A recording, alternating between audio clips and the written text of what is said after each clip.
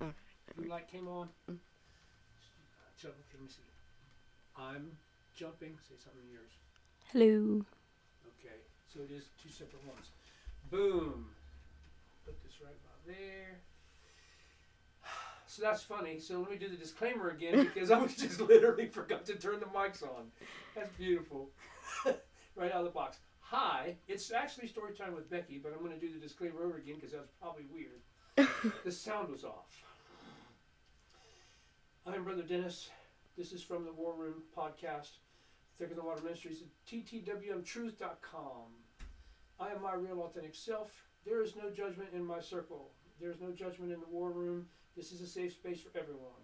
Myself and whoever's in that chair, I encourage that person also to be their authentic self.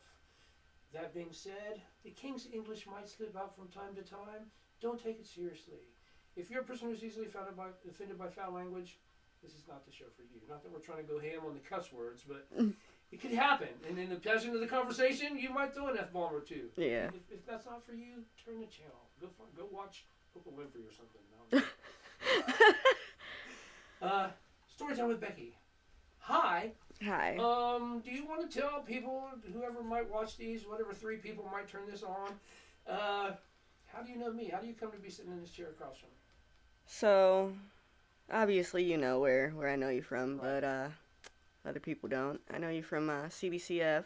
You were my teacher there, and you were the only one who actually gave a fuck. So, I mean, Hey, that's not me saying that. but you were the only one there that actually gave a fuck, and you kind of kept up with me after I got out and whatnot, and here we are. And here we are. It's good to see you free, right? Yeah. People who are familiar with me and kind of my ministry and my story, dude, I had to get out of that place. November 5th, walked out. I'm sick of the way you treat people here. Mm-hmm. I don't want to be that. I don't want that negativity in this, though. We had a good conversation the other day. What I'd like to do, one of the things I wanted to revisit with you, if you're okay with that, the story you told me about your mom. When she walked into the church. Okay, yeah. Is it the only time she'd ever been to church? No. She's actually a really godly woman, and we got in there, and she really felt like something was telling her to walk up to the pastor, walk up there. She had really bad asthma, and she had to wear a mask before masks were a thing. Right. So going into church, like perfumes and stuff would set off her having an asthma attack. Some told her, walk up there. Priest did his little prayer on her and kind of pushed her back, and then something was like, take off your mask. Take it off. And without even second guessing it, she kind of took off her mask, and she took a deep breath, and she was like, I can breathe. I'm not having an asthma attack. We left there, and she was so happy. Yeah. So do you remember what kind of, was it Pentecostal church? Were they speaking in tongues there? No. So we went to Potter House. Potter's House. I know Yeah. Potter's House. Mm-hmm. Yeah. Cool. But yeah, that's where she got healed, is what she says. She was healed. I've never been to a service there before, but I know that by reputation they do good work there. I haven't been there since I was a kid, but when we went there, it was really good church. So I mean, you had a good experience with it. Mm-hmm. Any lessons that you can recall there? That's a good story, but I mean, like they do Sunday school. I'm assuming you were involved in a little bit of stuff there and there. Did any of it? Well, okay, so after service was over, they had this little spot for the kids, and that's kind of where just the kids would learn about God and Jesus and so on and so forth, and we really just played for the most part. It wasn't really like school, so I liked it. It's a weird thing. It's such a weird culture. Coming out of the background that I came out of, I think everything else. If this is your experience too, I feel like many other organizations and other places and people in the world have kind of adapted to changes in culture. But I mean, you go to a church and they're still doing in Sunday school now what they did in the 70s. It really hasn't progressed as much. Yeah, I don't think they really take into account like the times changing. They just kind of like stick with it how it was. So I find, I don't know if it's also your experience, I also find it to be, it's always an older crowd, Yeah. it seems. Yeah, it definitely Oh, is. bless God, I'd love it if my grandson would meet you. He hasn't been to church since Easter. Yeah. Um. Yeah. Mostly, I feel like that's very true. Mostly older crowd when you go into most churches. You'll get those like with Potter's House. Like it was diverse enough where they had it for the adults and older people, Mm-hmm. and then they had a spot for the kids. So I mean, I feel like they did a good job. Right. It's weird being a pastor. I pastored for 7 years. And I don't know, man. It was a strange mixture of fear and excitement. Yeah. Yeah. The responsibility of it. It was a largely negative experience, honestly. Why you say that? I've had to think about this a lot. We were basically fired. Uh, well, I don't know. Weird situation. I really don't like. Again, I want to try to bring negative energy, but we're talking about it. Ultimately, what I think happened there is what my idea of what the role of a pastor is, and how what made sense and how I expressed that, Mhm. uh, versus what the expectations were of the people of the church. Yeah. I think ultimately that became the thing that the rift. Okay. I think that it was a rebound relationship. The guy that was there before me, I guess he had been there like 5 to 7 years, and kind of the complaint they had about him was we've known this. They did a trivia thing, Mhm. and part of that was questions. Everybody answered questions about the pastor, and they sit down trying to come up with questions about their pastor, and they're like, "We don't know anything about this guy." Yeah. And they wanted something different. Mhm. They had their traditional, and they're like, "Man, if we're going to grow or whatever," they wanted something different. But you know enough about me. Like they weren't expecting this. Yeah. When the Dennis show arrived at Plumwood 3CU, they were like, I think their first couple of years were great, Uh-huh. and they were very passionate about a couple things they did. One thing I can say, I'm not going to say names, but these people know who they are. The two main ladies that kind of drove the Sunday school and vacation Bible school there. The first 2 years, man, they built these elaborate sets. I mean, like big paper, made the big characters, like the. Mhm. It was nice. They really did it up the first couple of years, and we're there painting and styrofoam guns and all sorts of stuff. Like it was great. I said guns, styrofoam cutters. I don't use the word gun. And just their passion started to wane over time. Mhm. And I'm like, I feel like one word, several things I do to change the church. One of which is, if what you're doing isn't working, do something different, right? Yeah. And they're not big on that. Well, bless God, we've been doing this for 37 years. Yeah, and all you got coming to it is your grandkids, and they hate it. So stop, Yeah. figure something else out. The first year, so I think I just did too much of that. Mhm. And then over time, they just got weary of it. Yeah. And it became a negative relationship. Mhm. Me, I'm always amazed to hear stories when I think about different people that I want to have as guests on here. Who do I hope to have as guests? This being the first one with the mics and the new setup. Pastor Don Seymour. Uh-huh. Pastor Don Seymour, he was a mentor of mine when I was in college. Him and his wife were the first missionaries in Papua New Guinea. Really? Like they backpacked through the jungles there. Oh. My dude's got badass stories that deserve a newer audience. Mhm. Man, he caught exotic disease there. Thought he was going to die. They thought they were ghosts because they're the first white-skinned people they'd ever seen. They wanted to touch him because they thought they were ghosts. Jeez, Yeah. that'd be one hell of an experience there, walking into a jungle and these people are like, Huh? "Are you real?" Well, no, you can't even understand what they're saying. It's your first time And encountering. they're just like, let me just touch this person. Okay. So while I was pastoring, we did a thing where it had been, that was like the early 60s when him and Betty were out there doing that. Mhm. And they had a 50-year reunion out there where they flew Pastor Don out there. And he told me, man, there's church conflict I got involved in during the time that he was mentoring me. And I'll never forget this because I'm an angry soul. It's a thing I'm always working on. I'm a far less angry person now than I was a whole fucking idiot Mhm. for a long time with it. Uh, and I was in conflict with somebody in the church, and he told me this story about the chieftains, the different chieftains of the different tribes there. Mm-hmm. Anytime Pastor Don would be away, but he had such an influence there that anytime he would come back, even if those chieftains and tribes were at war with each other, they would automatically call a peace when Pastor Don arrived so they could all visit him when he got there. Oh, okay. He's got it like that over there, as I Okay. understand. So I'm like, oh man, I could just sit here and let him tell stories and stories.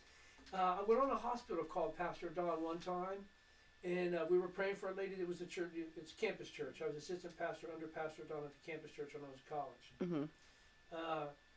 He's doing hospital visitation, so I'm like, yeah, I'll go with you. I didn't have class that day or whatever. We're in the elevator, and this lady of color steps in the elevator with us, and she had an island accent.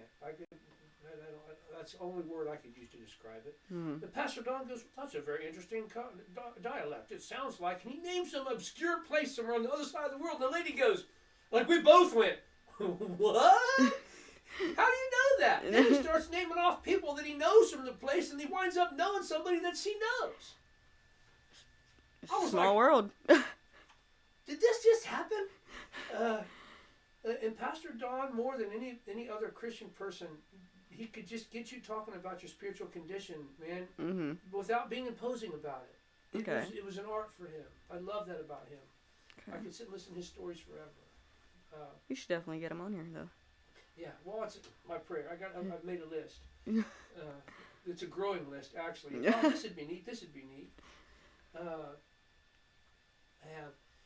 got started. I'm probably going to be unfocused. Yeah, you're fine. And this is story time with Becky. I don't want to eat up all the time with my stories.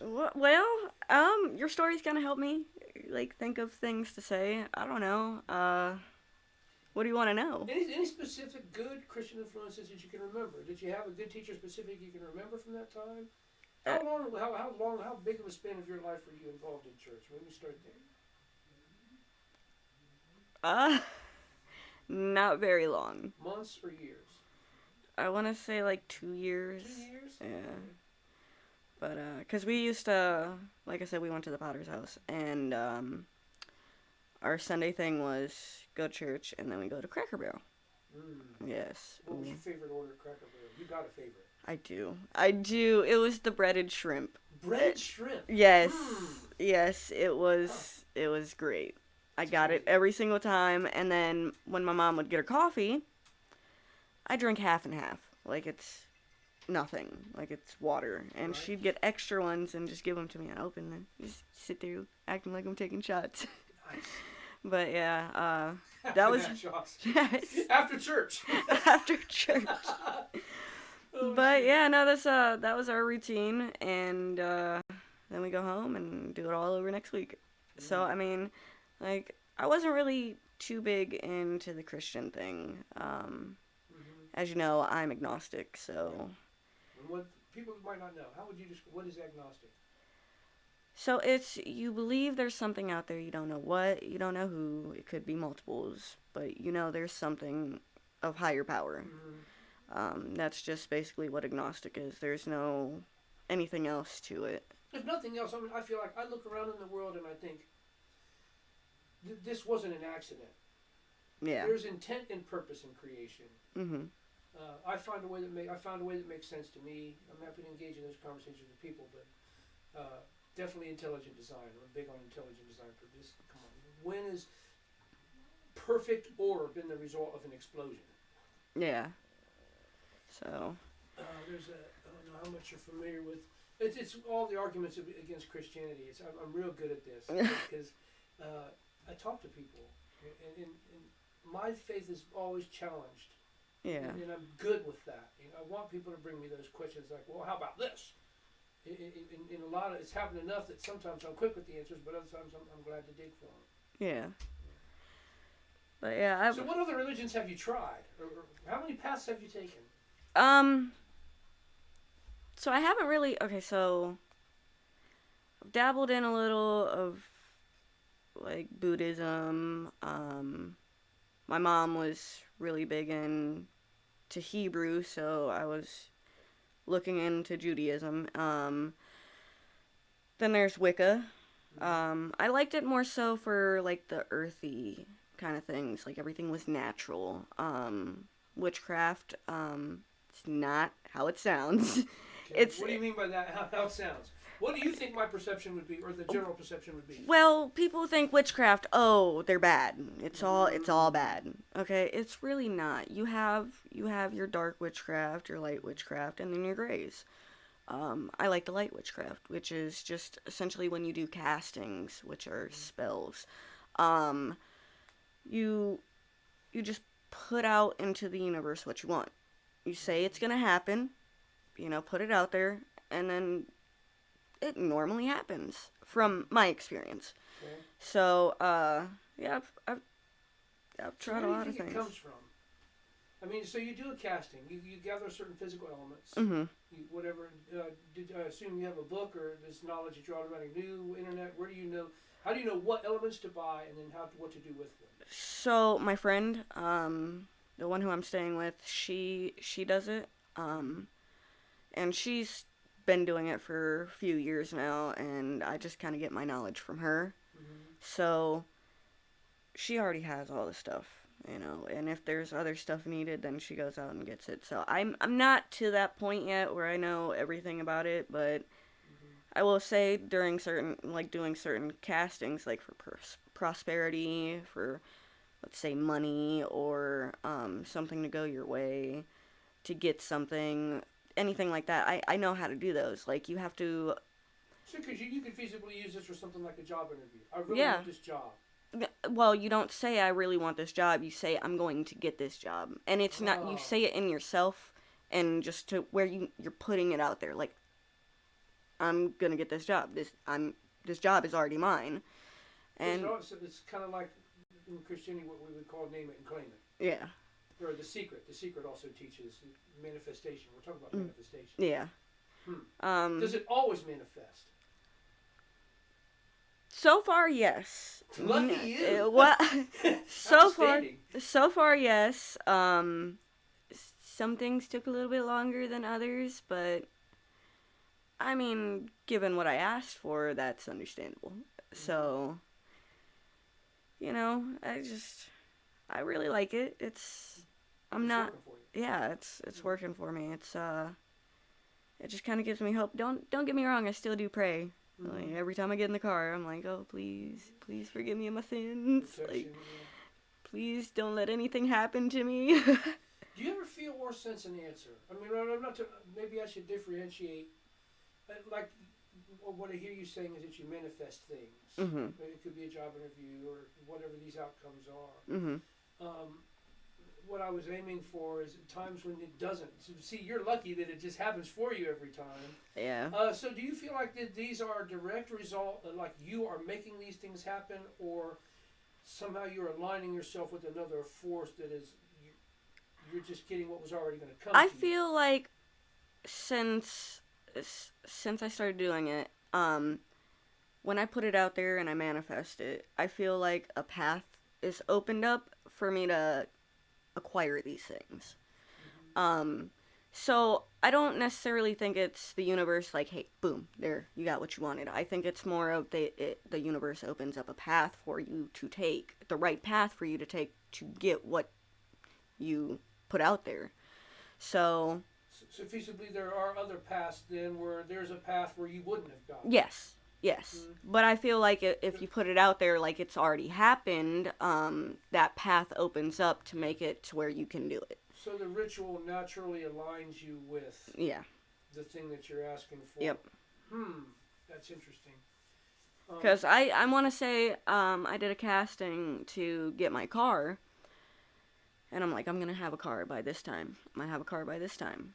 You know, it was 2 weeks, 2 weeks longer than anticipated, but the paths opened up like that. I'm telling you, I had at first I wanted to just buy a beater with a heater. Okay, Mm-hmm. give me point A, Heater with the heater. point A to point B, Right. Yeah. and I was like, you know what, I want something better. So that's when I did the casting, and for the longest, I couldn't find a beater with a heater. So I was like, I'm thinking in the wrong about the wrong thing. So I'm like, you know what? I want a better car anyways. And it did the casting and right there. Ended up getting my license right away. Literally, I went and got my temps, and the next week I went and took my driving test. Got both of them. So, So do you think that these things could have or might have unfolded regardless of whether or not you did the casting? um, yes, but I feel like it would have took a lot longer because that path Okay. wasn't there for me. So, Okay. Because it's weird what you're talking about, and I have a similar experience. When I pray, and the thing that I pray for comes to, well, like a job, for example. mhm. Well, I'm getting beat up. Going back to physical labor sucks. Dude, I hate when I go to work and I actually have to work. It's a drag. Yeah. But I don't mind the work. Mhm. You know, riding around on that thing and taking care of this totes of cardboard, listening to my music, it allows me time for introspection. Okay. Which is good. And I'm in a time in my life when I need that. But I pray to God for a specific kind of job, and I know in my heart and mind what I want, and so I am applying for those things. And I come to a place where, so did I get that because I prayed for it, or might I have gotten it anyway? And I guess it's within me. I can't go wrong if I want to say that I follow God, then I can't go wrong thanking Him when those things happen. Yeah. But might I have achieved this anyway without God? Yeah. See, that's a lot of thing with religion is could you do these things without your higher Why power? is it me doing this? Yeah. Yeah, like is it just me? Excuse me. Is it just me or is it because I have faith in something else? What like could I do it without the faith? I don't know. I kind of like I've always been like into the universe puts things out there for you and does it at the right time. So I don't know. That's why I kind of like witchcraft a little bit more because it has a lot more to do with the universe and. Well, you can't go wrong with the incorporation of nature. I don't see. It's easy to get to. The book I told you about. It's Backwoods Witchcraft and Rituals is what it's called. I forget the guy's name that wrote it, but he talks about it's little stuff too. Like I wouldn't have considered myself to be raised in a home where witchcraft was practiced, but little things that are passed down through generations that just somehow find themselves incorporated in your day-to-day life that you're like, I didn't know that originated from there. That kind of stuff is what I got from this book. Okay. Stuff like my mom she had a horseshoe. Like we lived in the east side of Columbus, horseshoe for her. But it was important that you have to hang it pointing up so that the luck doesn't dump out. Yeah. Okay? So little things like that are kind of witchcraft elements that found their way into day-to-day life somehow. Okay. And that's what this book is about. But it's neat to find just exactly how much of that I had in my life without realizing I'm a whole witch. I didn't even know. Well, I mean, it takes some practice, don't get me wrong, but I'm into the whole, like, with the witchcraft thing, that you got, like, your energies and stuff like that. Like, for instance, like this, I forget what kind of stone it is, but it's very difficult to break. And most of the time when you wear bracelets or rings, and the ring that I had on for protection last night actually broke. Oh, God. What happens when your ring of protection breaks? Okay, so that being said, it means it did its purpose. Okay? And it took the damage you might have taken. Yes. Yes. Ooh, I like that. Okay. And then it broke. I lost the other half, but I still have the other half in my wallet. But this is another thing for protection. And this is like I said, I can't remember the name of the stone, but it's harder to break and it won't break on you. And you can recharge it. What you want to do to recharge it, you can either charge it in the sun or the moon. I like to do it under the full moon. Essentially, you put it in a bag and you dig up a little hole in like your flower garden, whatever. And you bury it under there and let it be out there for the full cycle of the full moon. And then you take it back and it's recharged, which means it has longer time to, protect you. So this one I actually just got from my brother's best friend's mom. I went over there yesterday, and she actually gave me a tattoo. Um, Nice. so What'd you um, get? oh, jeez, hang on, ow, ow, ow, ow, ow, ow. Oh, all right. It's not done. I told her I was like, you need to stop for right Ouch. now. Yeah. Need a break. Yeah, so I'm gonna let it heal, and then she's gonna go back in with more black. But this is from Naruto. This is the seal mark from Oh, we're gonna Naruto. talk about Naruto before Yeah. we leave. This is the seal mark that he has on his stomach to keep the nine-tailed fox in, and then the sun, obviously because later on in the series you see that him and Sasuke have to like fight one of the people, and they both have a mark. Sasuke has the moon, the crescent moon, on his hand, and Naruto has the sun on his hand, and it's essentially to seal away. I forget her name. It starts with a K. Can't remember. Um, but yeah. So, and we had dinner the other night to talk about doing this, and I got home and I was like, "Fuck! I totally forgot to talk to you about." Anime. No, I can talk for hours about anime. Don't get me wrong. Mm-hmm. I'm just breaking into it. Honestly, I'm so glad I reached out to you. Dude, you gave me that list. I'm not gonna dig it up and show it to people, but when you were during your time at CBCF, I should probably specify you weren't on my caseload. I was actually substitute teacher to you, Uh-huh. right? I don't. Whatever. At any rate, you gave me that list of here. Check these titles out. Uh-huh. I put it in my pocket, brought it home, and was like, there was the other note on it. I don't talk about any of that. Anyway, put it in a drawer somewhere. And then there's a couple times over time, and you would come to mind, and it's a thing that I do. If I see a person and I connect with that person, haven't seen that person for a long time, and they come to mind, I always pray for them because maybe they're going through something. That's why they came to mind. Uh-huh. And when you come to mind, I'm like, we gotta find that list again and get started on that list. I want, and finally it resurfaced here, just like a couple of days before I reached out to you. Yeah. I know that this cord, I think it's attached. Is it hooked to me or something? Oh, it was. Well, let go of me, and I just. Wouldn't let I'm go. on camera, so I'm not trying to react to it.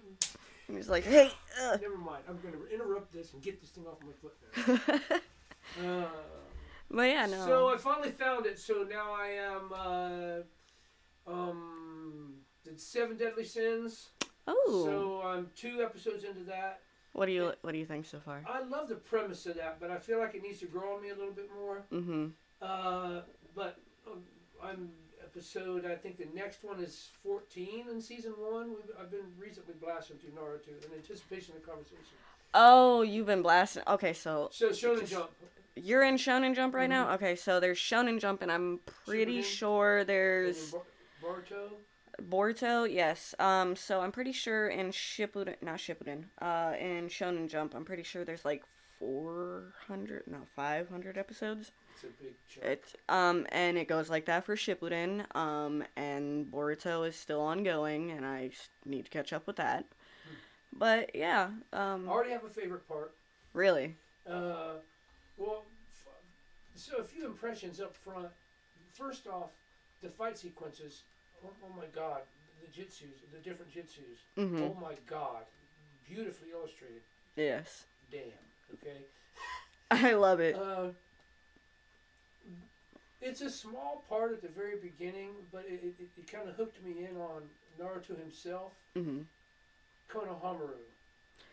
Okay, what about him? At the very beginning, he's just acting like an ass. I think it was like the 2nd episode, and he says like, I can do whatever I want because I'm so and so's great. I'm the 3rd Hokage's grandson. Yep. And so I can just do what I want. Nobody's gonna stop me from doing it. And Naruto like beat his ass or whatever, and he was like, well, nobody's done that before. The spirit of that, it got a hold of me. Like, yeah, beat that little kid's ass. Little did the fact that he did. Yeah. But little did anybody know. Well, Naruto didn't know, obviously, that he was the 4th Hokage's son. So. Yeah. But yeah, no. Konohamaru. So that moment, putting him in his place in the moment, it caused me to immediately identify with, spank that kid's ass. Oh, I will tell you right now, there are some tearjerkers, okay? And I was a little bitch, I'm not gonna lie. I cried a couple times. I find that I'm more emotional in my old age than I was when I was younger. Oh no, this was me when I was watching when I was younger. There's certain spots, and it's just like, it literally, like, once you get in, like with characters of any show, you, like, get attached to them, right? So, like, I can't say it because you haven't seen it. Spoilers. No, I can't say it. I'll Oh. bring you back for another one of these. Let me get a season or two in, and we'll bring you back. So, see, my son is when he was working through them. It's been about a year or two though that I think I don't know. Timeline's weird because of COVID. It messed a lot of my time perception up. Things slowed down then a great deal. He would pull me in for some of the bigger fight sequences because he knows how much because I've been a long time fan of like Akira and Ninja Scroll. Okay. And, I'll pull out some like MD Geist. I don't know if you remember MD Geist. I don't know that one. So Lensman, do you know Lensman? Oh my God, you don't know Lensman? No. So longtime fan of anime, the older stuff that I've had around for a while. People that, and it's weird. I was talking to Brandon, my son, about how, like back when Twilight was really big, is when I was pastoring, and several of the ladies at the church were big time into Twilight at the time. So rather than just hate on it like everybody else, I'm the person that takes the road less traveled. So I read the books, went to the movies with them, and kind of because people that I care about are involved in this. And my God, man, there's a larger, now you too, like there's an enormous amount of people that I love and care about, huge fans of Naruto, and I'm like, well, why have I waited so long to get into this? See, a lot of people have trouble getting into it because they have a lot of what you call filler episodes. I was warned. Well, I personally... the manga needed to catch up or whatever, so they had to make some filler ones so that would progress, so they could follow it. Well, I also like Naruto trivia. I also like I like the filler episodes because they kind of give you like backstories into some of the stuff, and I really like that. Some people don't like them. I'm like, yes, I would rather get to the fight scene, but still, this is pretty cool too. It's a mechanism about the show that I've noticed that I appreciate, in that the world kind of that it takes place in. It's like they're teaching Naruto, but in a way, it's like they're showing it on. Like you get to learn. This yes. I love how they do there's that, a lot that of mechanism for that. there is a lot of meaningful things that is said and done in Naruto, and I don't know. It personally hit me pretty hard with a lot of that stuff because it rung true to me, and I'm like, oh wow, like I just got a lesson from anime. Like, oh no. Well, all good art does that, doesn't it? Yes. If it gets old the right way. Now, don't get me wrong, Dragon Ball is like that as well. I love me some Dragon Ball, you know. When he went Ultra Instinct and Super, I was like, holy shit, like, no, I mean, you already knew he was gonna go above and beyond anyways, so, but no, there's a lot of stuff in, like, I don't know, maybe it's because I grew up watching this stuff, like, with Goku, he instills a lot of, like, loyalty, and, he's about his family, he's there for his friends, kind of thing, like, he's there. Just growing up watching that kind of stuff, like, it kind of, like, instilled into me, like, I'm glad I watched some of these shows, because they did give me part of why I am the way I am, you know? Maybe it's a bad thing, maybe not, but... I don't know. That's for you to decide, I guess. I've taken a lot of good things from some animes, don't get me wrong, like, life lessons, so... It's kind of helped me along the way, and then I got other animes that I just watched the past time. But there's a whole list. Halfway, I think I will here in a couple of minutes. I'll grab it because I know right where it is. I put it where I knew I could get to it just in case the conversation called for it. That list is nothing compared to my actual list. That was all I could think of right there. Off the top of your head, yeah, I'm like... A sampling. I took it like, out, hang on. sampling of stuff. I'm like, hang on. Which ones? Yep. Inuyasha's a good one, too. I love Inuyasha. That's one of the older ones. I could sit there. What is Plunderer? Plunderer? You put Plunderer on that list, and I don't even know what that is, but the title feels like something I would enjoy. So, essentially, what had happened was there was this big war, okay, and they enlisted the help of these people, and they have these certain genetic modifications or some shit like that. And yes, there's Plunder's the top of the list. yes, because Well, that Meow is the top of the list. Meow is. But yeah, no. So essentially, they have these stars on them. Like, for instance, I think he has his right here. There's a star with a number on it, and it means like different things. Like, for him, there's a negative one. He has a positive one, a negative one, and then the one on his sword. Um, but the negative one is how many times he's got rejected by females. Okay, and everybody looks at his hand and is like, how are you that strong? So these numbers essentially are your strength. So the higher they are, the stronger you are. And the aces have the strongest power. And they were enlisted when they were young. One of them can... Nana, she can travel back in time, essentially. Like, send people back in time. Which she did. To try to make sure certain things didn't happen. It's a whole, like... You have to watch it. Yeah, you have to watch it. Like, it's really good. And I actually just recently rewatched it. I'm like, should I watch it again? It's really good. It's one of those ones that you can keep rewatching, and I don't think there's going to be a second season, but I hope there will be. It doesn't really leave you off on there's going to be a second season, but I'm hoping it's a second season. But yeah, So that's episodes. That's not a movie. There's episodes of yes. Yeah. All of those have episodes. Well, here, I don't know if you even remember what you put on there. No, I don't. Oh yeah, this is nothing. Oh, so Dragon Ball Super. I don't know if you watched any of the other Dragon Balls. I've just marked the ones that I started, yeah. Yeah, you started Naruto. Fairy Tail's really good. Don't watch the live action of fucking Death Note. Please don't. Please don't. Too late. Oh my god, you haven't even watched the actual... No, I watched both. I watched both. I don't like the live action. I don't either. I didn't like it either. Inuyasha, obviously. I haven't done so yet, but I do intend. I got to do a drawing of Ryuk.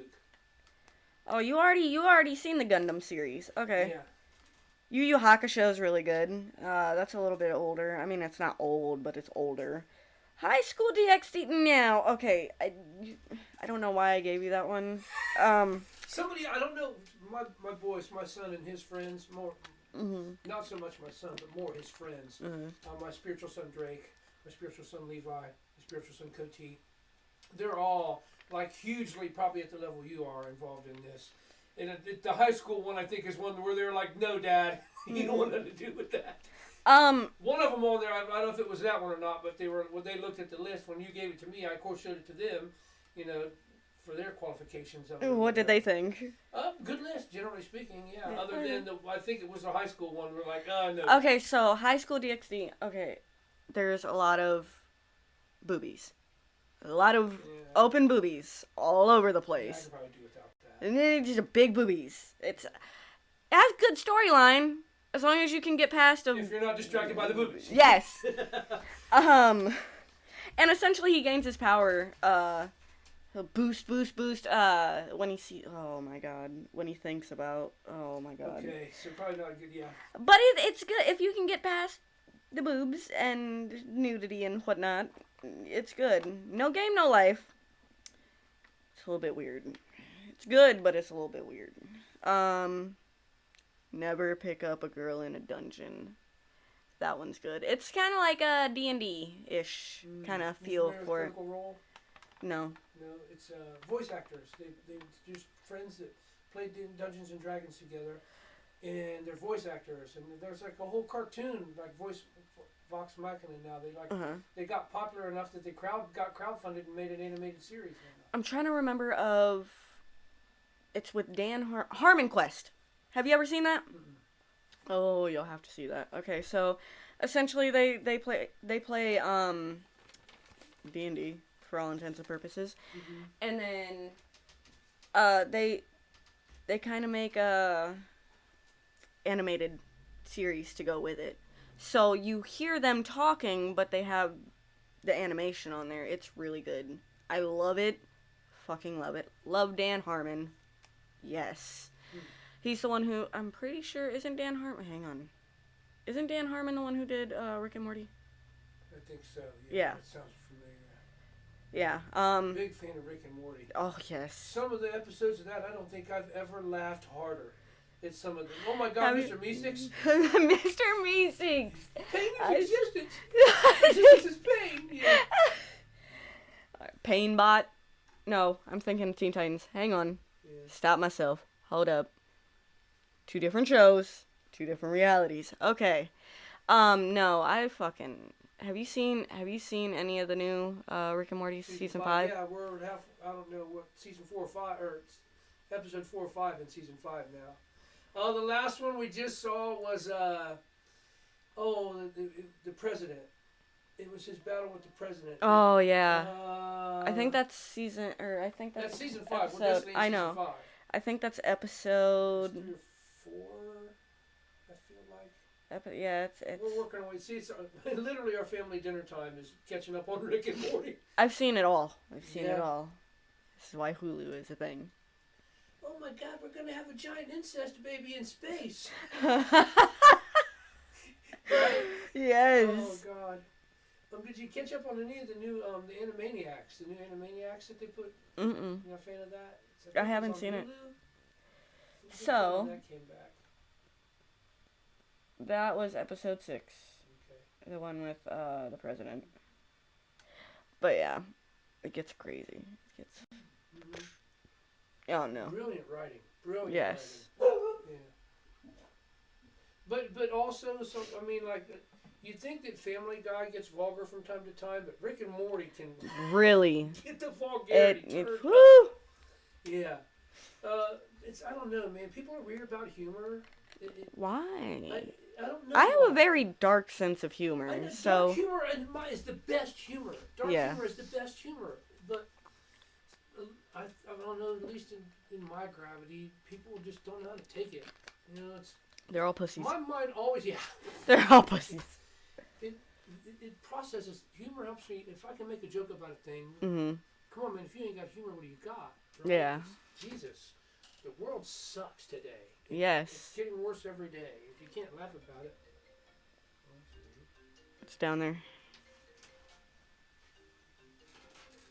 I should have silenced it before we started. Who's interrupting us? Silence. Oh, the apartment. Why is the apartment calling me? Decline. Go away. Looks like it's turned into a sunny day out. Okay, I'm almost silent now. We'll have that again. Oh yeah. So what other kind of stuff you like? Just anime. The Avengers or the MCU? Any of that? You like it? I do. I'm big into Marvel. DC. I'm a super nerd. Okay, Lord of the Rings, fucking The Hobbit, Star Trek. I like the older ones. Star Wars. I've seen all those. Had I known this, dude, I got a whole. I'm not digging it out now. Maybe next. I'm gonna bring you back for another one of these for sure, probably. A ton of comic books that I still have from childhood. Really? Some real good ones. Okay. And some new ones too. I'm a big books, man. It's how I learned to draw. So I taught myself to draw. I used to trace, actually. That's Loke. He's going to start scratching. I started out tracing as an early tracing talent because I just liked that stuff. And then, but when you're tracing out of a comic book, it's only that big usually. Yeah. I want this big. So that's how I taught myself to draw. You just have to learn to size it better. Mm-hmm. I'm okay at drawing. Pretty good at drawing anime. Yeah. I've gotten really good at that. Other things, I just like to doodle most of the time. I just doodle. Little it's doodles. Funny, I find, to me, what a doodle for me. Mm-hmm. But how many people, can I have that? Like, Like, it's a It's so doodle. weird. Are you kidding me? I was just literally just. I sit down and do something on a napkin at work, and I'm like, "Are you going to throw that away?" Yeah. This is why you can. Why wouldn't I? Why do It's you? weird like that. The different value that people place on things. Yeah. It's strange. But yeah, I like to just doodle on stuff all the time. Just stupid little doodle. I don't even know what I'm making half the time. I'm just. Right. But gotten better with my shading. Um, Is this something you work on every day? no, no, I haven't worked on it in a couple months, but know for sure I've gotten better on shading. Learning learning how to draw a human is very difficult. Hands and feet. Feet, I'm actually good at. Yeah. See, Feet, I'm actually good at. It's the perspective. Yeah. If it's, I can draw a fist. I understand a fist. But then you try to put something in the hand and how the fingers interact with it. I don't know, man. It's weird spacing for me there. Hands are difficult for me. Most of my drawings are torsos because all this, the upper body, I got it. You can't. Faces, eyes, and I'm badass on all that. But I breaks down towards the bottom, the appendages. yeah. I've just been starting to learn on the feet and stuff. Gotten pretty good at it. Depending on what angle you're doing at, I'm still iffy. So I mean, any particular artist that you like? Who inspires you as an artist? my oldest brother. Really? Yeah. This motherfucker. I wish I had any of his drawings right now to show you. I'm telling you, when he draws, it is perfection. And I'm like, how?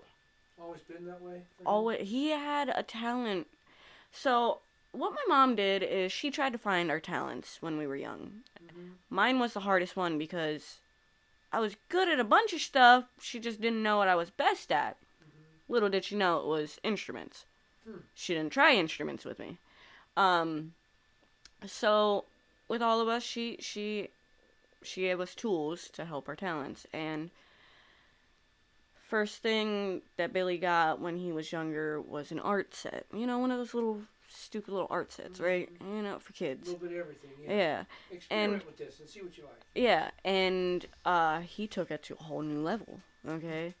And at an early age. Yeah. Isn't it weird you find that some people, I don't care what you say, are naturally gifted at a thing? Yes. And some people can be good at it, but they have to work at it. Yeah. So I've got a bunch of my siblings' talents. Like, you know, I'm the youngest one. I kind of like got all of the talents they have. Yeah, I'll take a little bit of that. I'll take a little bit of that. Yeah, pretty much. So his talent was drawing, and that inspired me a lot because I never thought I was okay at drawing. I didn't think I was really good at it because you got my brother, and he's over here like masterpiece, and I'm over here like, and it was. Why do we do that? I don't know. I'm good at what I do, but I get covetous sometimes when somebody else is so much better at it than I am. Yeah. It throws shade on my shit sometimes. Yeah, and I don't know why that is, because mine's good too, and there are people that look at mine like that. Yeah. I can't even draw a stick figure.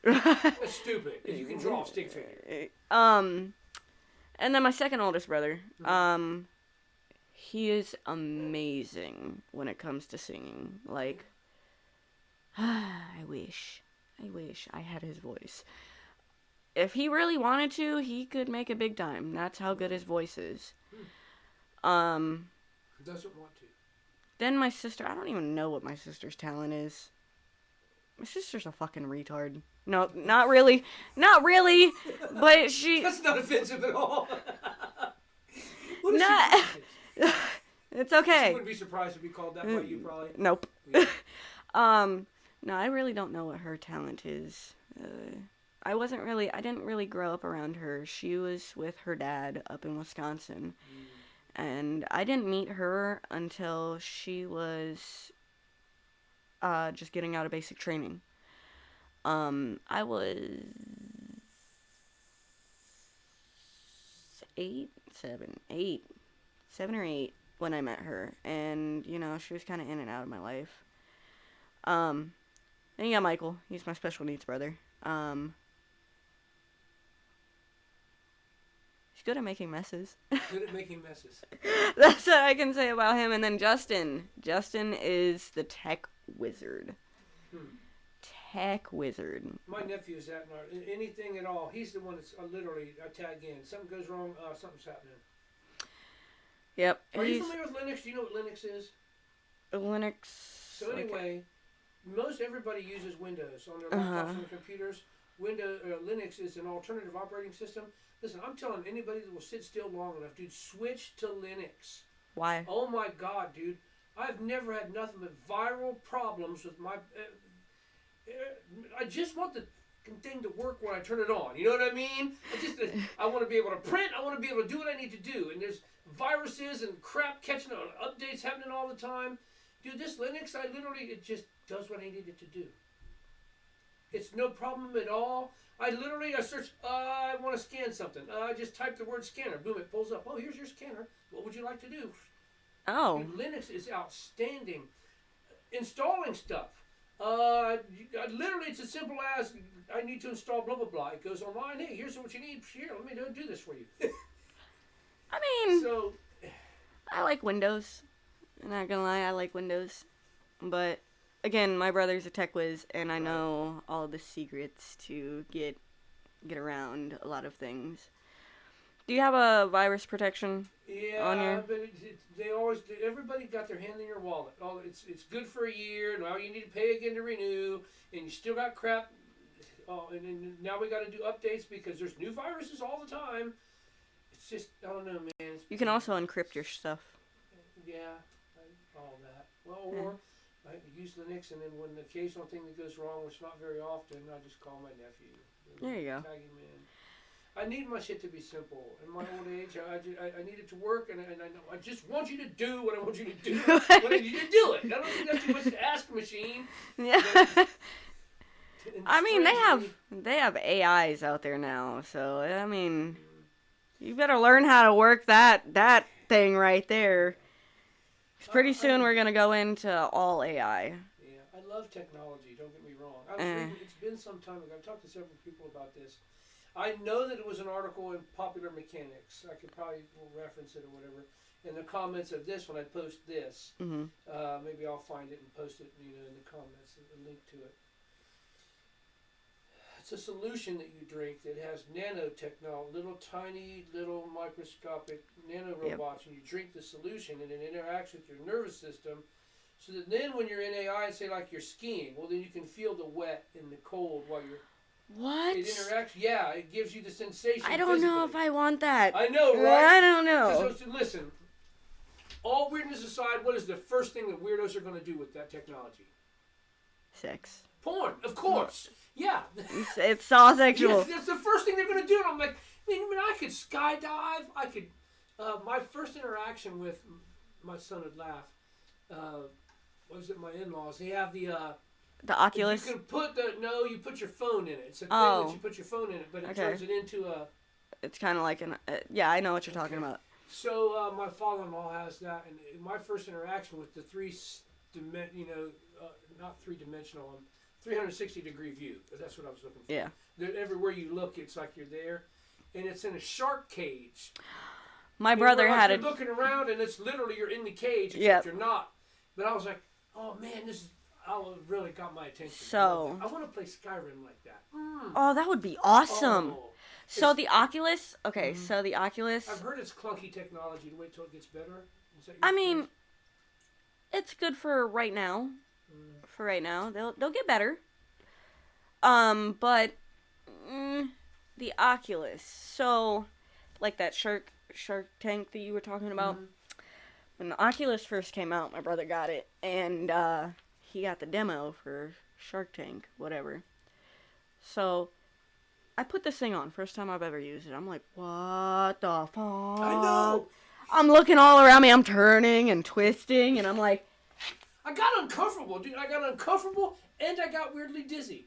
Well, it started slowly going down. It kept going down. Scared the shit out of me, because a shark came up and was like, to the... I was like, oh no. No, it wasn't anything like that. Oh They no. were just swimming around, but literally it was... there was one like you're suspended in the cage. Like this is the cage. Uh-huh. and like they would swim underneath. They were like swimming around it like this, and you could live. It was just looking around while you were in the cage. Oh yeah. It was weird. I'm in my in-laws' living room going, oh, the queen called for me. She was in the kitchen. I'm like, hold on a minute, babe. I'm swimming with the sharks. Swimming with the sharks. I don't want to. I don't know. I could see. I can understand some people. So there's going into that world, not wanting to come out of it. So this is okay. So that back to kind of topic of anime. So there's an anime called SAO, Sword Art Online, and essentially, essentially, it's virtual reality. You put this thing on, you lay in bed, whatever, but they get stuck in the game. Okay, but I feel like that's where technology is going towards now, to where you can like fully immerse yourself into it. Like you're doing all these things in this other world and you can feel it, but your body's just motionless on the other side. And I'm scared of that kind of technology, just a little bit. My son's just bought this Elden Ring. Mm-hmm. It's people that made Dark Souls. I guess it's a new Dark Souls. Okay. And anytime there's a big bad on there, I like to go watch him fight the big bads just because I love the art, the creative mind, man. I actually have my spiritual son Drake gave me a drawing pad, a digital drawing pad. Okay. Oh, that means you can upload it onto the internet. Mm-hmm. So I have a cartoon character I made called Thingamabob. Thingamabob? Yeah. Okay, so what does Thingamabob look like? He's just a triangle with a face on it. Thingamabob. Yeah, he's a Thingamabob. Hey, there you go. So that's a future project I'll be working on, just to mess around with. I'll set it to music and make a theme for it and everything. It'd be cool. It'll work with this, but it's going to require I have some other goals, technology goals I'm trying to work for. Yeah. I'm just scared of the way technology is advancing. Because, like, at some point, when technology gets so good to where all you're going to do is, say I have on these glasses, man. You see everything on the internet. Like, it's Google just, glasses, yeah. Dude, I think it'd be cool. I don't know if I could have it or not. Is a smart glass windshield on my car? No. No. Where it literally I think it'd be cool, like the way I see it visually, like it lays a grid down, like a 3-dimensional grid down while you're driving, and literally it's 3-dimensional. Turn here. Oh. Visually it's there, but I think that also could be a distraction while you're driving if you're not careful. But if you have a self-driving car that has that, I don't know, man. I think the way I picture that in my mind, it'd be badass. I like being able to drive my car. I mean, the concept of self-driving cars is cool, but I've seen too many sci-fi movies. I'm good on self-driving cars. So good on it. You get trapped in there. You can't get out. You can't even avoid a crash. Like, no, I'm good. That's weird to me. But here's the thing. But you take yes, it can go bad. But I think like truck drivers, man, I'll tell you, with a couple exceptions, because I do know a couple of guys that drive truck, wonderful dudes who are definitely safety-minded dudes. That being said, most part, I don't trust them when I'm on the freeway. I don't like driving around trucks when I'm on the freeway. Yeah, neither do I. Now, the idea of a digitally run, somebody somewhere's got a control panel and it's a truck, but it's robot-driven. Cool, man. I think I don't know about taking those jobs away from people, though, too.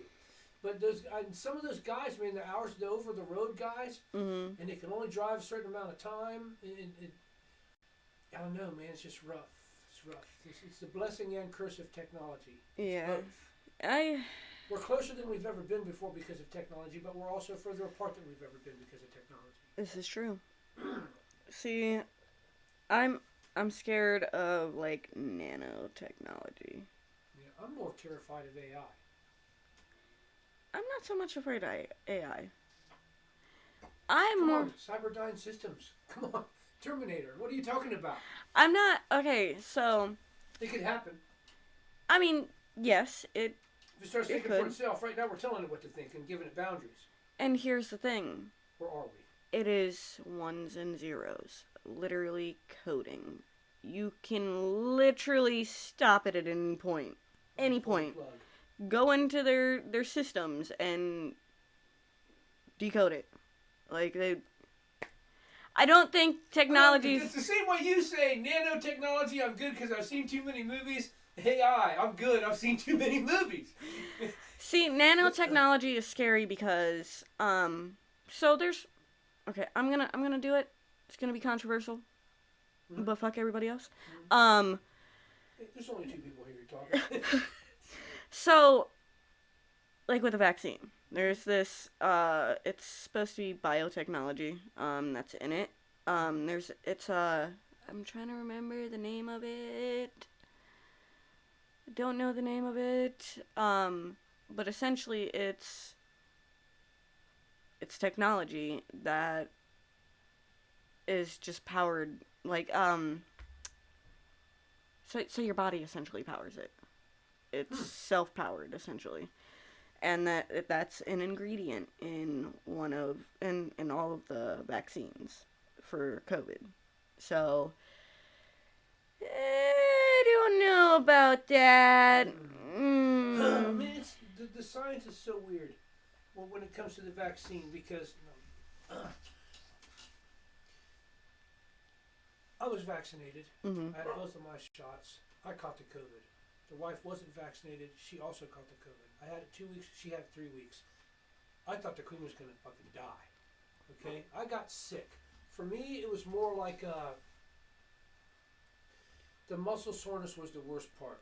Yeah. Losing my taste and smell, that was bad. But I'd recover for a little bit. You can just eat anything and not taste it. Yeah. Ugh. Not a fan. But, man, I thought the queen was going to die. But I remember thinking, like, well, what point was it to have the vaccine if I got it anyway? Maybe I didn't get it as bad as the queen did because I was vaccinated. But the other side of that is they've basically given the pharmaceutical companies license to print money. Oh, you need a fourth booster. Oh, you might need a fifth booster. Now this age can get boosters. Now the government's buying them and handing them out to people. It's out of control. It is out of control. They found this vaccine way too quickly for my liking. Here's the thing though. The coronavirus, like the Lysol cans have coronavirus on. Like we've known about coronavirus, the base coronavirus for a long time, and Lysol kills it. I mean, so in some ways, the vaccine came quicker than it made us uneasy. But people also need to understand it's not a brand new virus. We kind of have been working on it a long time. I still don't. It was a plandemic. Yeah, all I say, man, it seems that way. And now, now they're getting to the point where they're essentially... If you want to say the word science, it's so confusing. Mm-hmm. Who knows what to believe or who to believe? So they are now trying to force people, like they're giving out money for people to get vaccines. Mm-hmm. They're making certain people who are essential workers, they have to get it or they lose their job. Mm-hmm. Like... The whole trucker thing in Canada that just blew up here and back, yeah. It's fucking bullshit. Yeah. That doesn't sound correct to me. A vaccine is supposed to be something you can willingly get. Like with the flu vaccine. You don't have to get that. They're not making people get that. Right. You don't lose your job over not getting that vaccine. Right. So, like, why? It sounds... It makes me uneasy. Very. Makes me uneasy. Like, very. What else is in it? What are you trying to do? Yeah, what do you want to put in my body? I want to know your purpose behind this. Like, don't trust the government. that's for sure. Well, dude, I just generally speaking, and maybe it's your experience too. I have a major issue with authority. Yeah. All authority. Yeah. It's not pride if it's true. Many times I find myself to be more intelligent and more able than the people that are in leadership above me. Mm-hmm. Which is always a problem. Yeah. And so you have to hide your intelligence from those people, or they get jealous and they start with you. Mm-hmm. I'm not drag the whole story out, but my third grade teacher, Miss Gildy, slapped me in the face. Why? What? I was an asshole. Probably, I don't know. I feel it. Short story time with the dentist. So, first off, so there's the whole classroom, and then the teacher's desk, and then the chalkboard at the front of the room, right? Mm-hmm. And my desk pushed up against the chalkboard with the paddle propped up in front of me on the chalkboard, Okay. separated from the class. That's where she sat me. Because apparently I was some kind of terrible distraction to the kids in third grade, whatever. It was the elite readers in the classroom. I don't know. It's weird. God has gifted me with a great memory, a picture memory that I can recall, I guess, formative events with such clarity. Mm-hmm. And this was definitely a formative event for me. Weird series of events in my life that bring me to a place where I'm always a little bit salty. Growing up in a way where I felt like I wasn't included. Mm-hmm. I was always excluded. And it found expression in many different ways, and it ingrained itself in me that I don't know, man. And inclusion is I want everybody to feel included, and fuck feeling like you're not. I don't know. It's a thing that's ingrained itself in me, and this is one of those moments. The elite readers in the class was the rainbows. I don't know. Each group had its own. The frogs, whatever. The rainbows were supposed to be the best readers in the class. Okay. And they're at the reading table. My little desk is here. Everybody else is supposed to be working on classwork. I'm listening to the readers, right? And the teacher's doing this exercise for synonyms. So I'm going to say a word. You come up with a word that means the same thing. Mm-hmm. She says flag. Immediately in my little third grade mind, the word banner popped up in my mind. Mm-hmm. And I'm waiting for somebody at the table to say it. And nobody said it. Okay. And then they're looking at the teacher, and she didn't say it. Like I saw confusion in her eyes. Okay? And so then I said, banner. And all of my class, the kids were like, yeah, banner. And same as flag. Yeah, okay, cool. So I got that moment, right? But and I saw it in her eyes. I had this conversation with the Queen recently about, I realized I've been working on my anger. Mm-hmm. I'm tired of being an angry bastard. I got to put it down. I need to find pieces of choice. And I'm choosing it more often. Okay. But, oh God, man. I dropped my pencil on the floor. I don't even remember what I was thinking about. But I could see in her eyes, I made her angry. Yeah. It's a thing my dad ingrained. I used to walk around with my head down a lot when I was a kid, and my dad always told me, especially as a kid, put your head up, boy, don't walk around with your head down. Keep eye contact. What Dad failed to teach me, though, is that people perceive eye contact in different ways. Yeah. Some people see it as a challenge. Mm-hmm. And I have no social cues. I spent a lot of time grounded as a kid. Mm-hmm. And so just be me walking around the world where Dad told me to keep eye contact with people, but I was always grounded, so I went around people a lot. So let me just create a bunch of fucking awkwardness. But I'm always watching people, and I'm always seeing more than I'm saying. Okay. I know Miss Gildy was mad. I made her look bad to the students. I blew it off. Third grade me, whatever, man. I was catching visual cues. You're like, people. I did good. I thought I did. Why is she mad? Right. And I dropped my pencil on the ground, and I didn't even see it coming, man. And she brought it from like 2 o'clock to 8 o'clock. Pow! The red mark was still on me when I went home from school that day. She didn't get in trouble? Well, Mom showed up at school the next day, and I'm like, she's gonna get you, bitch. You're in trouble now because I know my mom's angry, you know what I mean? And the way she acted when I got home from school that day, and it still was, I heard her in the office. The classroom was close to the front office. I heard Mom, I want to talk to this woman. Yeah. Principal Mr. Stuck and my mom and Miss Gildy, they come to the classroom door, and Miss Gildy walks out, and they stand there for a few minutes, and they talk, and Miss Gildy comes back in, and nothing changed. My mom did nothing, by my perception. So let's put that in the, authority issues for Dennis. There you go. I was talking to the Queen about, I fractured off into this, it made me think of a different conversation on how many times I was spanked more often out of frustration than out of the reasons why I was getting spanked. Yeah. And I figured out the reason for that is, because what every adult did when they spank you, what they always do is they want that eye contact. They want to see that you're crying, or they want to see that you're repentant. They're looking for the reaction from the spanking, right? And it was never in me to give them that. Mm. So when I got paddled at school, man, it wasn't just one; it was three. Mm. You know, because they got mad because it's. I literally looked at Mr. Clifton. You want to try again? Jeez. Well, again, but then I figured out at a young age that a spanking only hurts for a little while, and so I would just measure as a kid is the juice worth the squeeze. Yeah. You know, the thing and basically I'm just going to do what I want. Yeah. Spank me, I don't give a fuck. Ground me, whatever. It's whatever. I mean, I wasn't a bad kid up until like high school, and then neither of my parents could do anything about it.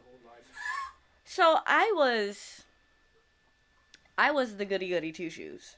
Okay, I was the teacher's pet for all intents and purposes. Um, I never had a bad bone in my body up until So what happened? high school. At high So, school? Where did it change? Where was the shift? so my dad had left when I was 11, and my mom was at the time bedridden and couldn't really do anything. Yeah. So that's when my brothers, Michael was already 18, Justin was about to be 18.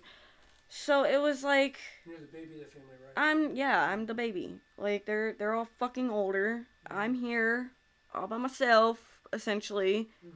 Having to take care of my brothers were there, but they didn't do shit. Michael's special needs, he doesn't know anything.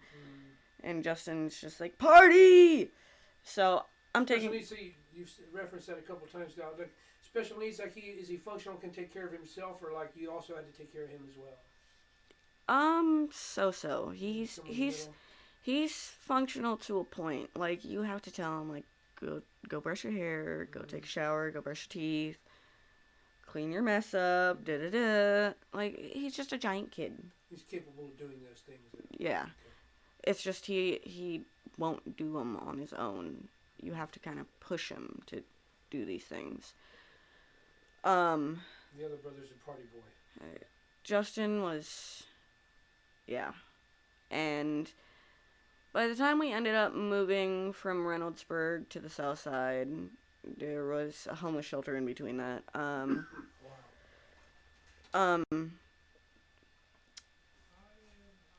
I just, when we got to the south side, I was still a pretty good kid. And then the partying was just like more and more.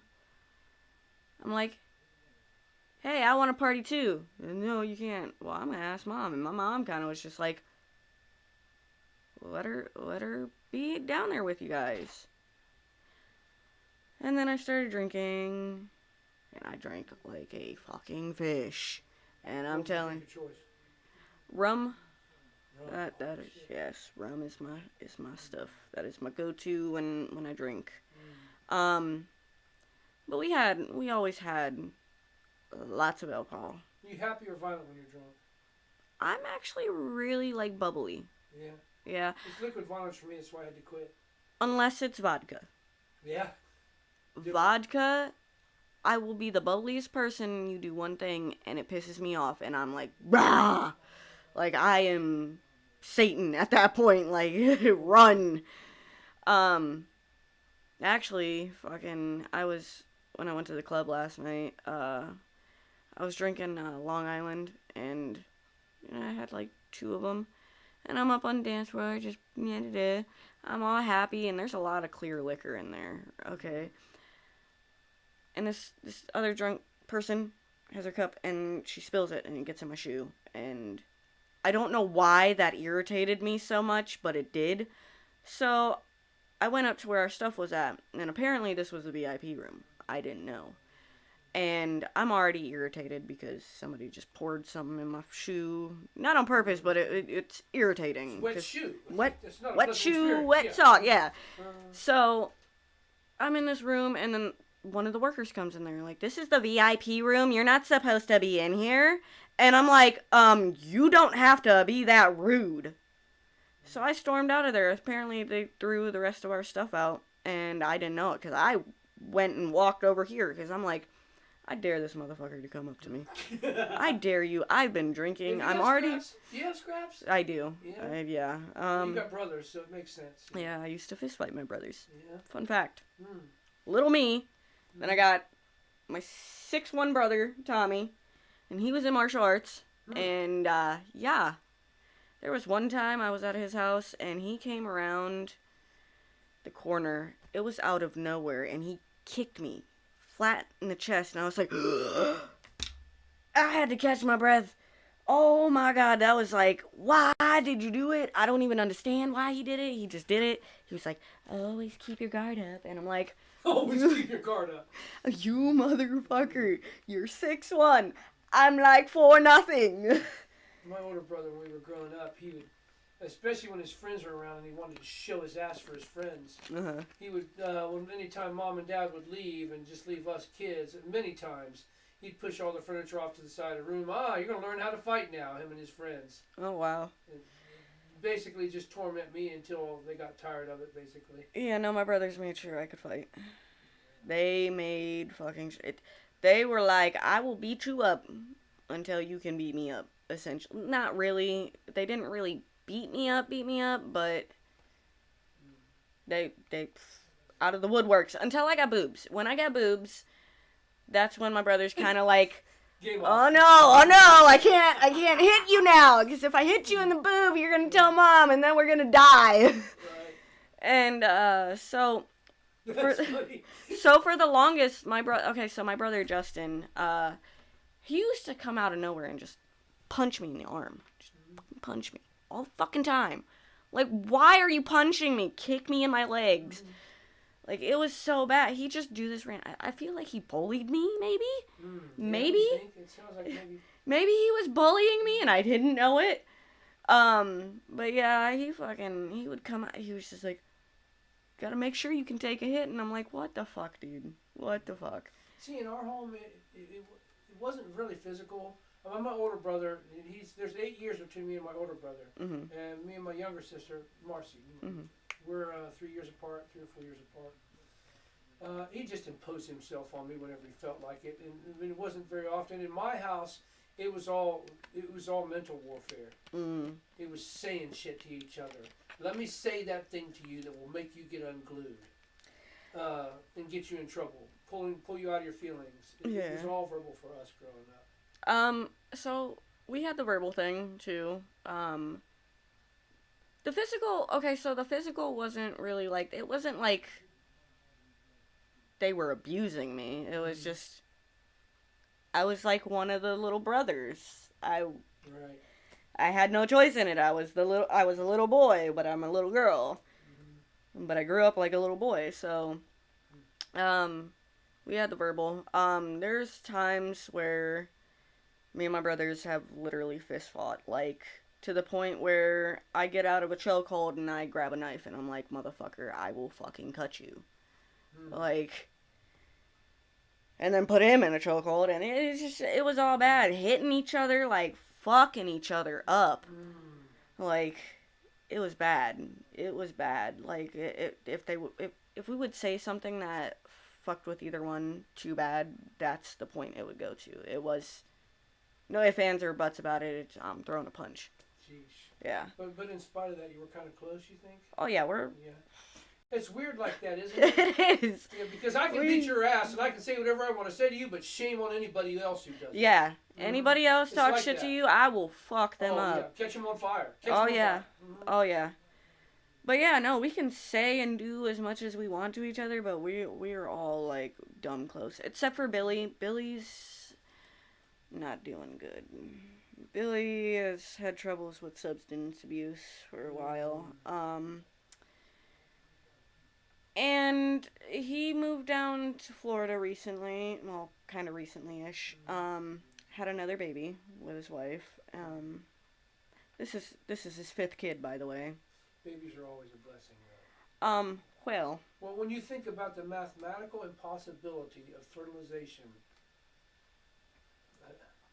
the babies are always on purpose. Well, he ended up getting them taken away because he drinks a lot and he smokes crack and That's sad. yeah. So he got those kids taken away because Children's Services called for.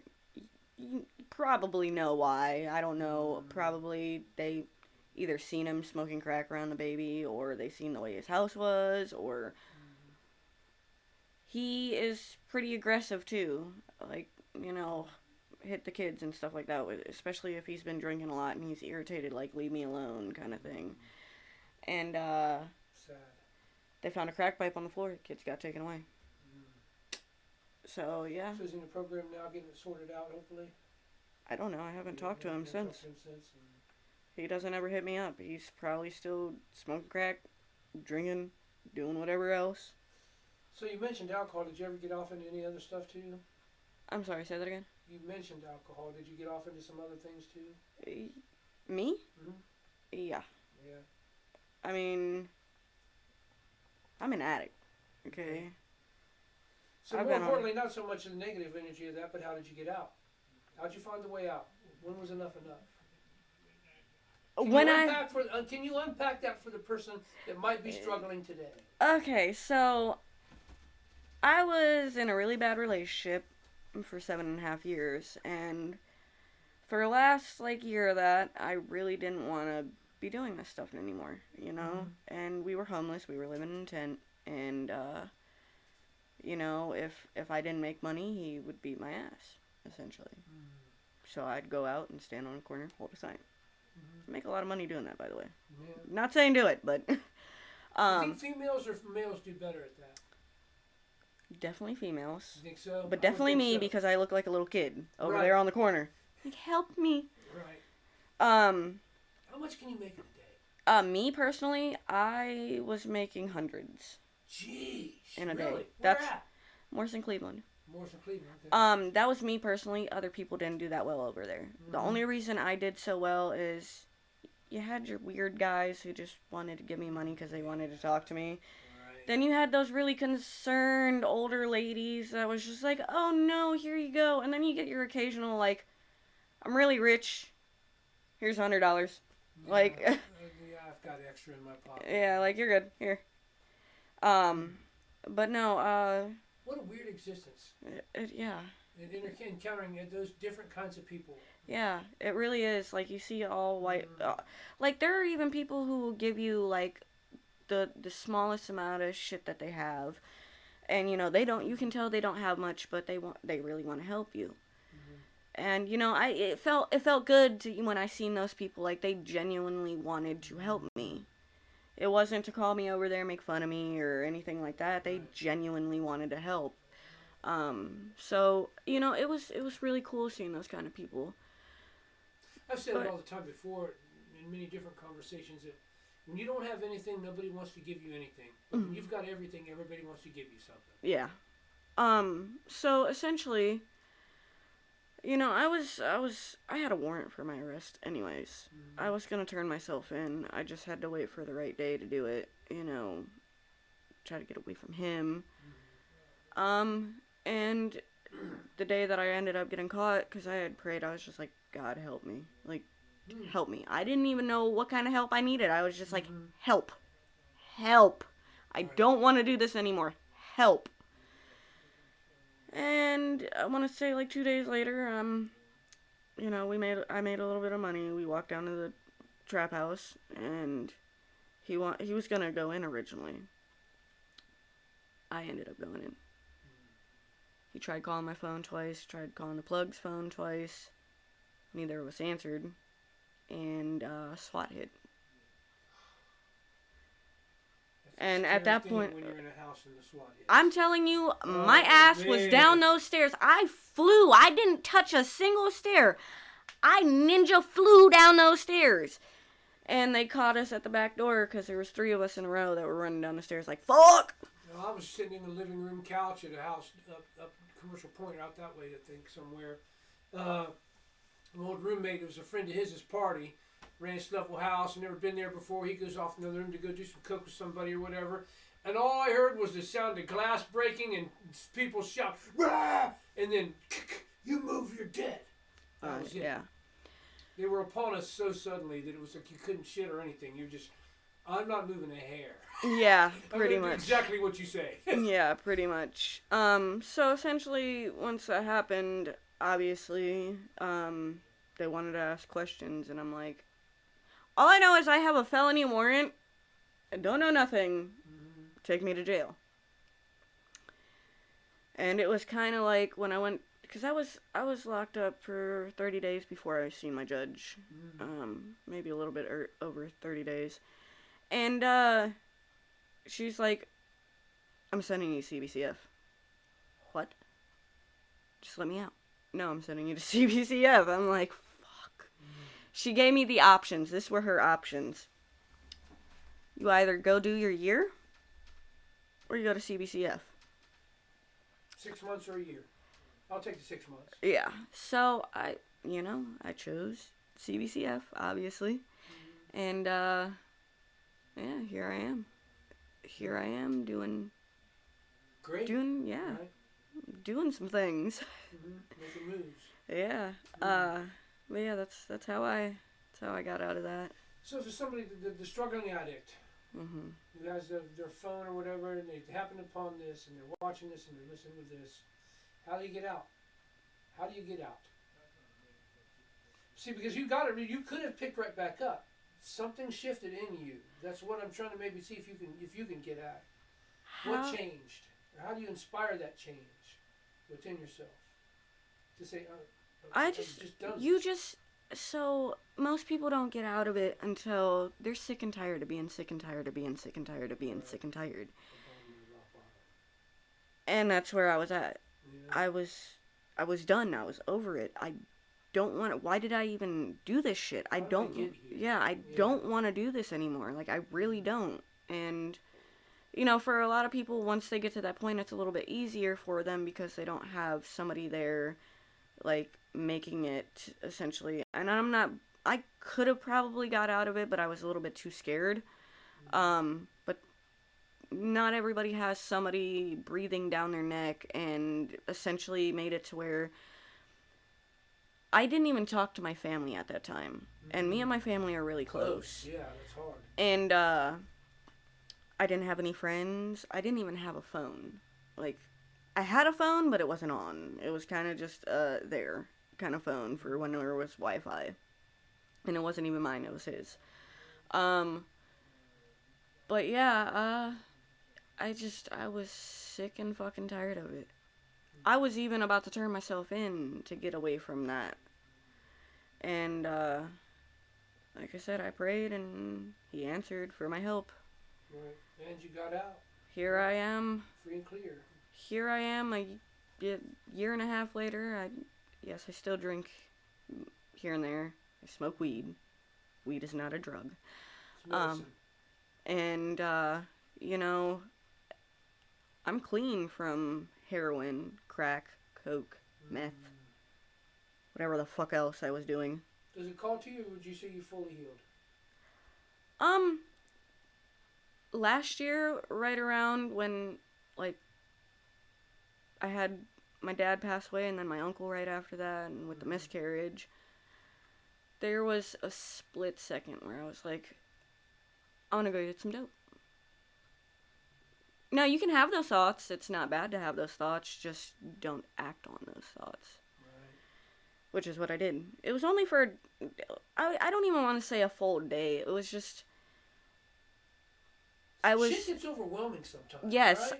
I was like in a really bad mindset, and I'm like, I really want to get fucking high. I want to get high. I was like, for half a day, I'm like, I really want to get high. I'm gonna sit here at home. And then I smoked some weed and I was better. But I really wanted to get dope, and I will say this. So the first time I ever got clean from heroin, okay, and I was going through the withdrawals, weed has saved my fucking life, okay? It made it to where I didn't feel like shit. It made it to where I could sleep. It made it to where I didn't even want dope anymore. Like, after you get to, like, the second day, most people say the second day is the worst. And most people end up not going through with the withdrawals because second day is like, okay, now I really need something. That's when it's all ripped off your receptors and you're, you're going through it. And nope, I was just, weed. Weed was there. Weed was my friend. A soft embrace. It's just weed has got my back. But Did yeah. you try Suboxone or stuff like that? I didn't like Suboxone. Many addicts tell me that getting off that made them sicker than the actual drugs. You actually have a withdrawal period of 14 days, which is 2 weeks. Opposed to, I mean, nowadays with Fetty, it's a week if you're just doing Fetty. But with regular heroin, it's only half-life of 3 days. So you're not withdrawing for that long. But the synthesized opiates that they make. Okay, gotta sneeze. Hang on. Okay, it's gone. Okay. Oh, paper towels if you get into a jam. No, it's good. Okay. You sure? Yeah. Wait, what? Okay. Yeah, it's good. But yeah, if I was in that situation again, not going to be, because I don't ever want to get back to that. That's People call it partying and they think it's a choice. that is not. No. It's a disease and a sickness. Yeah. You know, for me, I feel like, I'm a little bit more strong-willed than most people. I'm a lot more headstrong, so I feel like it was easier for me to, like, stop doing that, because a lot of people, they can't just be like, I just want to stop and then stop. For me, it was, I want to stop, stopped. It's easy for the thirst. I talk about the thirst. I never had cravings after that. Dude, I could drink, and I know. I drink 2 beers, I promise you. That second bottle is going to be broken against the wall. It's just, I don't know why. You just get angry. Yeah, well, once I'm an angry person is what it is. Well, I used to be an angry person. I'm not an angry person anymore. I'm at peace now. But so it was just enhancing what was already in me, perhaps. But bad. But I'll tell you that there are still the initial warmth of that first drink, when whatever it is that I was dealing with at the time in my life caused me to want to pick up. And it's that, the liquid first goes down, it's like, that's what I needed. You know what I mean? Yeah. And people talk, different addicts, whatever their drug of choice is, explain a similar phenomenon. And I'll tell you that I miss the environment. I miss the club. I miss going to the bar. And being a man who did that for many years and then started to go to church instead, dude, sitting in the basement of a church in some metal folding chairs with some khaki pants on and drinking coffee out of a foam cup, it's not the same. It's not the same. I miss having rough and wild people in my gravity. And so, but I know enough about myself to know that I think it's that warmth, that initial warmth that I remember from that first drink. I can forego that, though. It's more the environment and kind of being around the people and places that I was around at the time. Yeah. That I missed the most. No, don't get me wrong. Like, I crave that. There are times where I'm like, I kind of like certain aspects of it, but at the same time, I'm like, hell no. I can't even go into the hood now. I feel so like, oh my God. Ew, did I used to actually hang out here? Yes, like why? Is Why this okay? was I? Is this broken? Can they fix this? Essentially, I can't even go into the hood now without being like, what the fuck? Yeah. Like, why am I out here again? How low did I let myself get? Yeah. Yeah. Living in a goddamn tent. Yeah. Have you? No, I'm not that. Don't have that personal experience, but I do have the. Telling you. Being in the restaurant bathroom at 3 o'clock in the morning, puking my guts out. I am that guy and was that guy many times. It's actually another quick funny story. I got to crap on my cousin. I won't say his name. But my favorite puke story. It's my favorite puke story. Why? Well, I'll tell it and then you'll laugh and you'll be like, yep, that's pretty good. Uh, so my cousin, he went out with me. Basically biker dudes that I was friends with. The name of the bar was the Whiskey Stills on the east side of Columbus. I had a history there, man. It was close enough that I could leave my car there and walk home. Okay. Or stumble or whatever. However, I got there without the car. If I needed to. And I took him there. Hey, this is my cousin, man. Introduced him to my dudes or whatever, hang out for the night. And he couldn't drink the hard alcohol, man. He was kind of a baby, so he had 2 bottles of Mad Dog Grape out in his car. So he would come in and party with us. I mean, I used all the substances. What I call my BC days before Christ. All the substances. Pills, weed, alcohol, drugs, trip. Like, give everything. Me more. Give me more. I just don't want to be in my right mind right now. Yeah. I was just a bad, angry, violent scoundrel of a human being. A totally different human being today, thank you. Well, so he was going out to the car, but then he was also trying to hang with the guys, so he was mixing drinks. And after the bar, it was almost a ritual, almost all the time, to go hit the TJ's Country Kitchen. After we get the BYB, baby, the Barnyard Buster, the drunk man's companion. So we were sitting there, and he was sitting there with us, and he's like, he ordered milk, and I'm like, bro, yeah. No, that's a bad idea. And he's, it'll be fine. So, and then, of course, my dudes are like, yeah, he'll be fine. I was like, all right. And I heard this, you could hear this sound, like you could hear it echoing, and then we were, like, the way TJ's was set up, and the restrooms are here, we were in this corner, the front, like where the window is, pretty good distance away. It sounded like that. It was loud. People in the restaurant, we were hearing it like, what is that ungodly sound? Dude.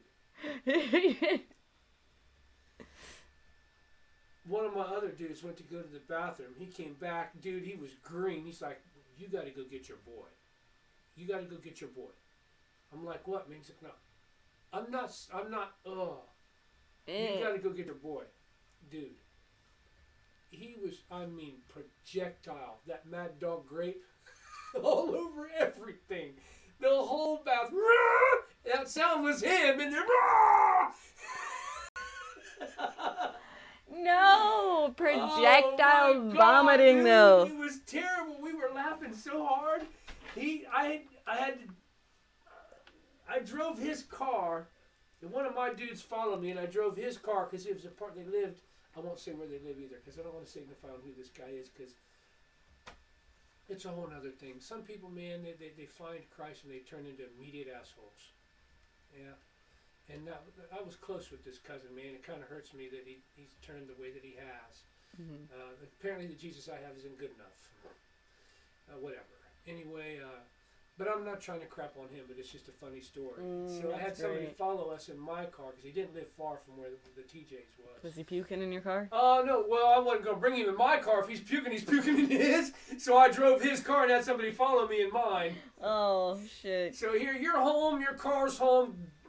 Go clean up. Go clean up. And driving the whole way too. And like we walked, he stumbled out to take him to his car. Get in the passenger seat. Get downwind of me. He tossed a couple times in the bushes. Into the bushes. It's the sound, I think. Yeah, the sound he was making. Oh, no. It was just this deep baritone, gaggy kind of. Oh, jeez. Yeah. That's why they call it spirits. Yeah. Yeah. What was coming out of him was definitely a spirit. I don't know. Sorry, I got off on that. No, you're fine. But, I got dozens of just silly little stories, crap like that. I jokingly say the next book that I write is gonna be I'm an ordinary guy, but extraordinary shit happens to me all the time. It's an idea borrowed from one of my friends, I think Jared. They originally had that idea, but that's my life too. Shit just can't happen normal. It's the most bizarre circumstances, usually. It's what happens.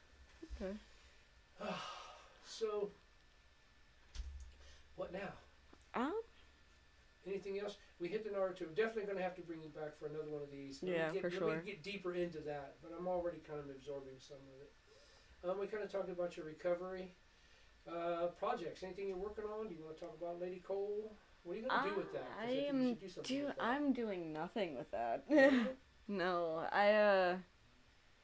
it was just a thing I tried. I'm not gonna Just do a anything. fun thing? Yeah. Okay, cool. Well, we're going to put that out there.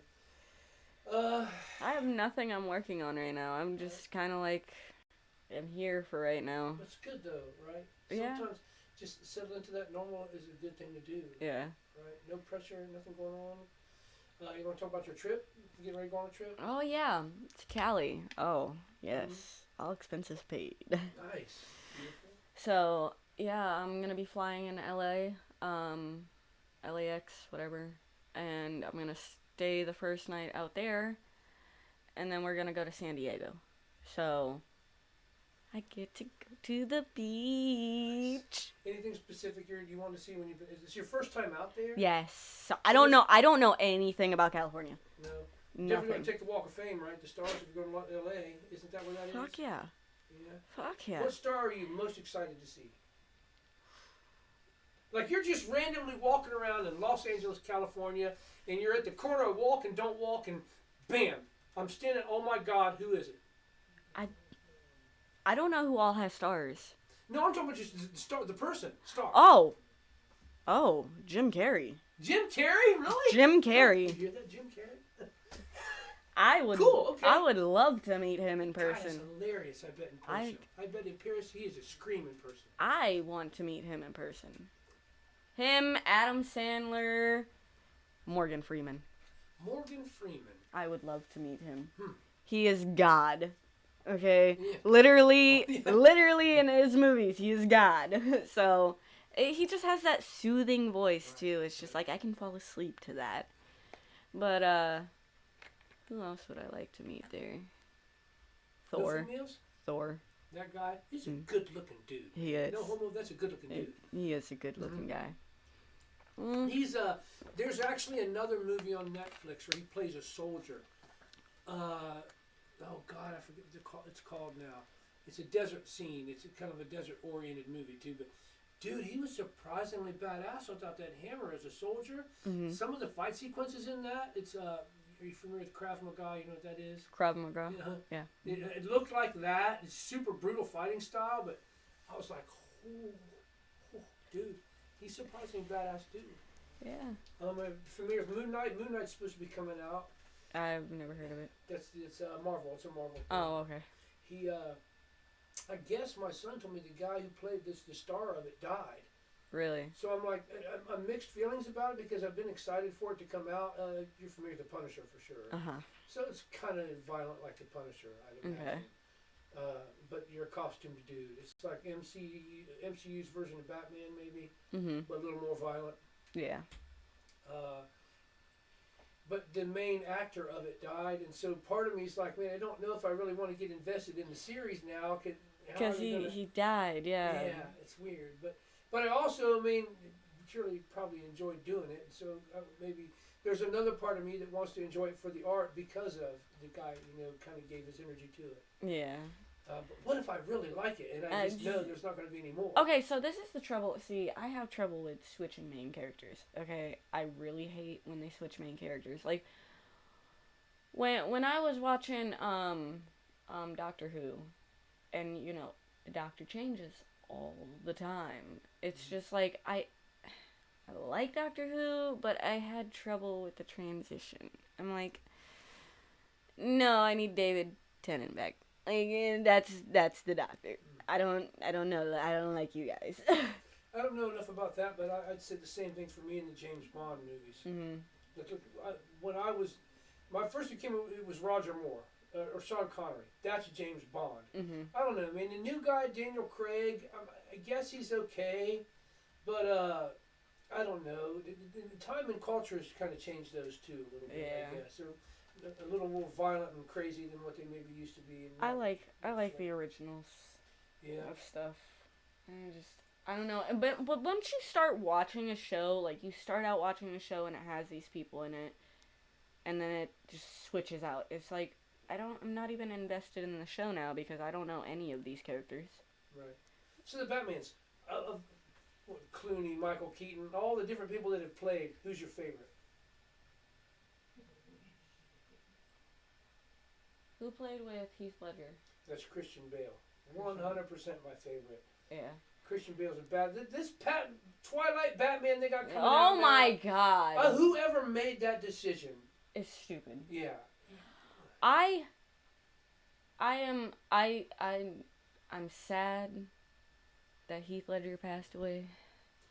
Yeah. He was a phenomenal Dude, actor. The Knight's Tale? Come on. Yes. Oh, come on. Oh. And then, as far as I'm concerned, I mean, what's his face did a halfway decent job as the Joker. Nobody is ever going to nail the Joker like Heath Ledger did in Batman Begins. Yeah. Nobody will ever do that. And Jack Nicholson, man, when he did it early on in the Keaton Batmans, I was excited for a Jack Nicholson Joker, but even him, man, that Heath Ledger owns that role forever. I don't care what anybody says. Did you know Jared Leto, the one who does Joker in Suicide Squad? I guess Will Smith was saying that he stayed in character, like he was the Joker, even offset. Heath Ledger did that. Like, I don't know. He's like, I will never work with Jared Leto again. Because he gets in character and stays in character. And I'm like, ugh. But isn't that how to be good at it, though? But he pissed in fucking Will Smith's cereal. Yes. It's fucking... Like real talk? Yes. Literal pee in literal cereal? Yes. See, that's fighting. He said, piss in my cereal, we can fight. Yeah. But yeah. I don't know. Are you familiar with Spawn at all? Do you know who Spawn is? Sounds drawn by Todd McFarlane, and he the guy I actually have in my comics. He worked for Marvel for a while. Actually, the McFarlane's version of Spider-Man, dude, he's just a badass artist. okay. And he left Marvel and started his own comic book company, Image Comics. Oh. And the flagship of that, then I guess, was the Spawn. Okay. He's a Hellspawn, dude. And it's the shiny paper that sometimes they do comic books on like paper, but sometimes it's the shiny paper, and it's a black background. That's called Baxter paper. Okay. And I think that black really pulls out sometimes the art. Okay. Because it creates negative space. Yeah. And he really works well with the negative space in his art. There's several artists. I brought that up earlier. You brought your older brother. I meant like commercially like different those artists. Are you familiar with H.R. Giger? Do you know who Giger is? No. I actually have real easy right here. Giger. He is the one that designed the alien for Aliens. Really? Yes. And most of the sets for the movies. Big fan of the biomechanical type. Oh, there is a movie, speaking of which, this just reminded me. There's not a movie, it's a series, Archive 81 on Netflix. I haven't seen that, but the trailer thing for it or whatever. You should definitely watch it. Definitely so. It's very sexual in some of these. Yeah, it's weird.